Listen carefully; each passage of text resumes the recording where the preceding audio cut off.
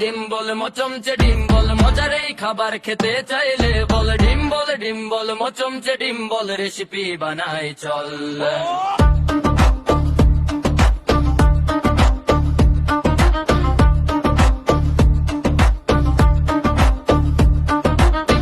ডিম গ্রেট কর, পেঁয়াজ কুচি যোগ কর, কাঁচা মরিচ কুচি দে, ধনে পাতা কুচি দে, লবণ দে, ম্যাগি মশলা দে, ধনে জিরার গুঁড়ো দে, হলুদ মরিচের গুঁড়ো